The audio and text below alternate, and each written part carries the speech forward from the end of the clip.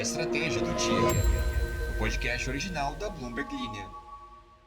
Olha, para você que sonha em ir para Disney ou fazer intercâmbio, fique sabendo que o dólar caiu. E olha, para você que trabalha para fora e recebe em dólar enquanto vê seus amigos CLT pegando ônibus, saiba que o dólar caiu também. Olha, e com ele caiu também o preço da fatura do cartão internacional, o custo daquela viagem para os Estados Unidos e, para muita gente, até o desespero com dívidas em moedas estrangeiras deu uma trégua.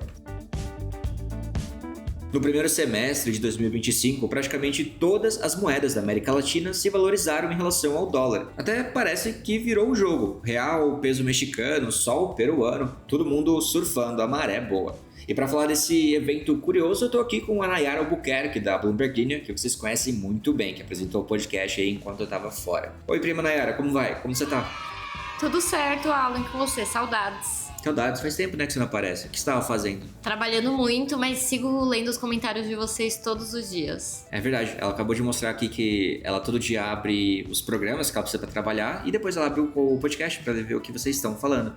Então tome muito cuidado porque a Nayara tá de olho. Eu tô de olho, eu sou tipo uma ex que vocês não vão conseguir desapegar. Pois é. Nayara, voltando aqui ao assunto, o que isso aconteceu? Eu vou te dar um spoiler, mais ou menos, Alan, mas não foi porque os países da região viraram a Suécia da noite pro dia ou algo do tipo. Mas foi o dólar que perdeu força e perdeu feio, tá? Por trás disso tudo tem uma mistura de juros altos, que a gente acompanhou aqui no Brasil, por exemplo, apetite global por risco, tensão geopolítica, crise de reputação dos Estados Unidos e, claro, a sempre imprevisível política do Donald Trump. Hoje a gente vai entender o que está por trás dessa virada cambial, quais países se deram bem e se dá para continuar sonhando com dólar barato ou se essa fase boa tem data para acabar. E por que o Brasil foi destaque?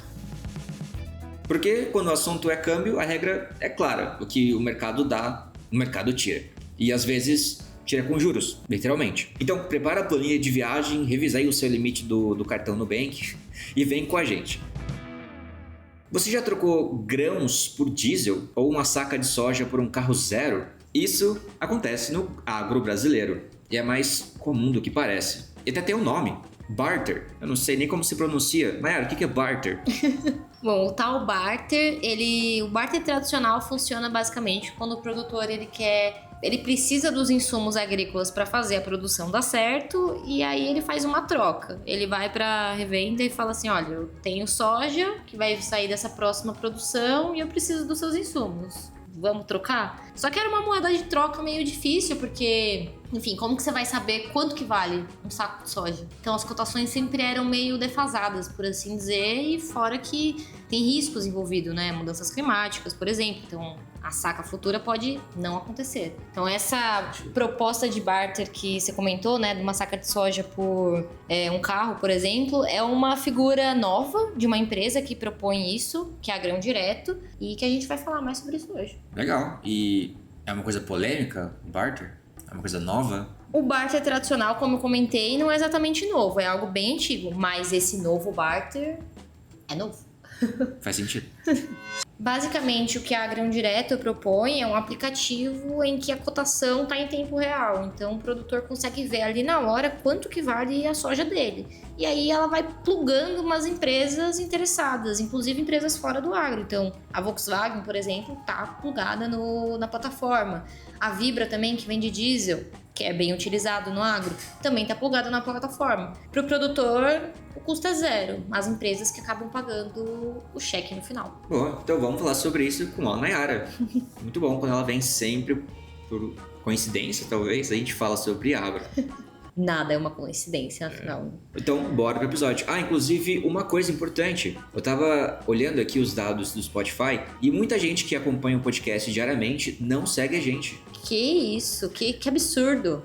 E você pode mudar essa realidade nossa ao clicar no perfil e colocar pra seguir. Assim você fica atualizado todos os dias do que acontece no Brasil e também no mundo. É sério, é tão fácil. Você clica aqui no nosso perfil e põe pra seguir. Isso ajuda bastante aqui as nossas métricas pra crescer. Olha, vamos começar falando de moedas. Pois é, dívidas menores em dólar, passagem mais acessíveis para os Estados Unidos e até aquele produto gringo ficando mais barato. O que você compraria de fora nesse exato momento, né? Uma calça country, bem... Tipo Levi's, assim? Ou não? Não, tipo, tem umas marcas que eu gosto, tipo Grace, que é bem cara, e aí eu nem sonho em comprar isso, porque só de importar é, tipo, absurdo. E você? Acho que um liquidificador. Pô, achei que você ia falar do Labubu. Não, eu repito, uma máquina de fazer sorvete Ninja, que é muito caro aqui. Labubu não. Olha, e foi isso que muita gente da América Latina experimentou no primeiro semestre de 2025, graças à queda do dólar. Olha, claro que houve fatores específicos em cada país, mas a grande verdade é que a América Latina surfou uma onda que veio do resto do mundo. O dólar sofreu uma desvalorização mais ampla, causada aí por problemas internos dos Estados Unidos. E alguns fatores ajudam a gente a entender essa fraqueza do dólar, por assim dizer, né? Primeiro, porque muita gente tem duvidado da resiliência da economia dos Estados Unidos, né? Que antes era vista como sempre mais forte do que dos outros, por exemplo. Mas também tem um cenário de instabilidade gerado pelo governo Trump. Tudo isso tem derrubado a confiança na moeda americana. Foi isso que explicou o Felipe Juncal, economista do Citigroup, para o México e para a América Latina, de que o principal motivo para a valorização das moedas latinas foi justamente essa desvalorização geral do dólar. Ele também comentou que, apesar de alguns momentos de instabilidade, principalmente ligados à guerra no Oriente Médio, o mercado voltou a acreditar na ideia de um dólar mais fraco. Caso você esteja se perguntando agora, as duas moedas que mais se valorizaram foram justamente de Brasil e México, que são as maiores economias da região. No caso do Brasil, o real subiu 13,73% no ano até agora. Segundo Valéria Álvares, estrategista do Itaú na Colômbia, isso aconteceu não só por causa da queda do dólar, mas também porque o Brasil tem hoje uma das maiores taxas de juros do mundo, quase 15%. Isso atrai investidores do mundo todo que buscam ganhar dinheiro com o chamado carry trade, que, caso você não saiba, que é basicamente tomar dinheiro emprestado em países com juros baixos, como os Estados Unidos, e investir onde os juros são altos, como no Brasil. E no México, a lógica foi bem parecida. Gabriela Siller, que é economista do Banco Base, disse que o país também se beneficiou desse diferencial entre os juros daqui e os juros americanos. E o resultado foi um peso mexicano que se valorizou 11,09% no primeiro semestre. Mas como nem tudo são flores, há riscos para o restante do ano, especialmente se os juros mudarem ou a estabilidade política aumentar. O Brasil e o México não foram os únicos nisso. Outras moedas também aproveitaram esse momento, como o peso colombiano, o peso chileno e o sol peruano. Olha, na Colômbia, para você ter uma ideia, mesmo com dúvidas sobre a situação fiscal do país, o peso subiu 7,47%. Segundo Valéria Álvares, isso também tem a ver com o carry trade, já que os juros colombianos continuam atrativos. Além disso, ela disse que o ruído fiscal já estaria mais ou menos precificado, ou seja, o mercado já esperava esses problemas. Mas, olha só, tem coisa vindo por aí que pode mudar esse cenário. O governo Trump prometeu anunciar novas tarifas em breve, e o Congresso americano tem um prazo chegando para aprovar uma reforma tributária. Tudo isso pode afetar as moedas aqui da região.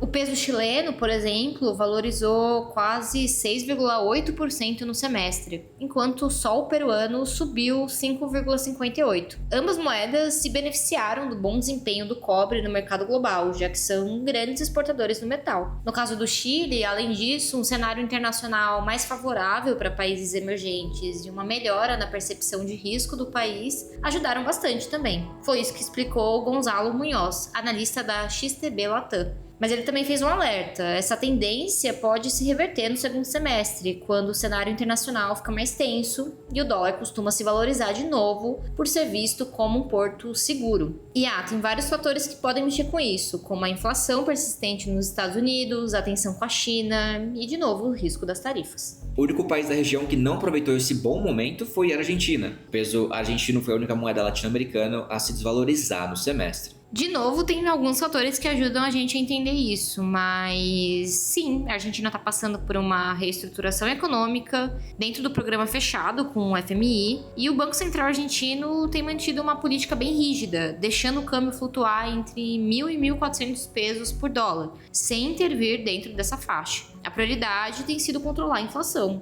Ou seja, enquanto quase todo mundo na região comemora que o dólar está mais barato, os argentinos continuavam enfrentando uma moeda em queda, que é mais um reflexo dos desafios econômicos do país. Olha só, bem agora que eu vou para a Argentina pela primeira vez. Que sorte. Você vai entrar de férias de novo, Alan. Talvez. E olha, no campo existe uma prática bem tradicional chamada barter, que a Nayara explicou muito bem. Como ela disse, é uma espécie de troca muito comum no agronegócio brasileiro já há algum tempo. Só que, apesar de tradicional, esse modelo ele tem seus desafios. O principal é que o produtor corre riscos, como a quebra de safra, que pode acontecer por seca, excesso de chuva ou até pragas. E além disso, os preços dos grãos vivem mudando, o que dificulta saber se o negócio foi bom mesmo. Pensando nisso, a Agitec Grão Direto criou uma nova maneira de fazer um barter. Eles usam um aplicativo que mostra o preço dos grãos em tempo real, que permite que as trocas sejam feitas de forma mais transparente e rápida. Com isso, o grão literalmente vira uma moeda. Quem me explicou isso foi o Alexandre Borges, que é o CEO e cofundador da Grão Direto, e que, segundo ele, o sistema resolve dois grandes problemas do barter tradicional, que é a falta de liquidez, ou seja, a dificuldade de transformar grão em dinheiro ou outro bem na hora certa, e o descasamento, o desencontro de preços. Essa tecnologia tem ajudado a fazer esse casamento de valores na hora da troca. Olha, a Grão Direto, que a Nayara citou, ela foi criada em 2016 e vem crescendo bem rápido. Só em 2024 ela movimentou 8 milhões de toneladas de grãos. Para 2025 a meta é bater 12 milhões. E o negócio não para só no barter. A empresa também está integrando serviços financeiros à sua plataforma. Um exemplo é a antecipação de recebíveis. Ou seja, o produtor consegue receber antes o valor de uma venda futura, como se fosse um adiantamento. E a Agitec também tem investido em inteligência artificial. Eles criaram um assistente virtual chamado Ayrton, que eu achei muito simpático porque o nome remete ao interior de Minas Gerais, que é onde a empresa nasceu. O Ayrton ajuda a conversar com produtores e a conectar vendedores a compradores dentro da plataforma. Tipo um match do Tinder no agronegócio. Ayrton? Ayrton. Foi de propósito ou saiu, escapou? Ayrton. Não foi de propósito, mas eu acho gostoso falar Ayrton, puxando o R, não acho? Eu gosto. Bom, as informações são da Bloomberg News e da Bloomberg Linha. Eu sou o Alan Blanco. E eu sou Nayara Buquerque. E o episódio foi editado por Lohan Queiroz. Uau. E bora ler aqui rapidinho, Nayara, os comentários do episódio passado, quando comentamos sobre Trump, que disse que vai dar uma olhada aí na deportação de Elon Musk. A Camille Medina diz: estou usando mais óleo de coco para cozinhar e é mais saudável. A Hannah disse: as pessoas gastaram dinheiro com Labubus pra mim, é o puro suco de capitalismo, mas também conheci meu marido no Tinder. Estamos esperando o nosso primeiro filho e eu também dei um chá de cadeira nele por 4 meses. Que história fofa, parabéns, Hannah. Né? Muito legal ver essas histórias. Leandro Marco diz: azeite é uma vez por ano, tive que mudar muitas receitas por conta disso. Risos de nervoso aí que ele deu. O Richard Dias disse: escuto o podcast há muito tempo e lembro da construção dos apelidos. Primeiro teve a mãe Ana Ziplock, a tia Isa Fermento e agora o primo Alan. Precisamos de um apelido pra ti. Adoro o podcast. Olha só, e temos a prima Nayara também. Vocês também chamam de prima. Vitor Feriotti diz: Musk e Trump estão brigando como se fosse uma rinha de galo. Falando em galo, o azeite... Olha, ótimo gancho, Vitor. Nossa, genial, parabéns. E a Carolina Ferreira disse: nossa, custei achar onde faz os comentários aqui no Spotify. Mas estamos muito felizes que vocês finalmente encontraram. Muita gente tá comentando, olha só. Isso, o importante é comentar, né? Lasca o dedinho pra comentar, gente, é isso. Gente, muito obrigado mais uma vez pela audiência. Até o próximo episódio. Até lá. Tchau, tchau. Tchau, gente. Até mais. Big beijo.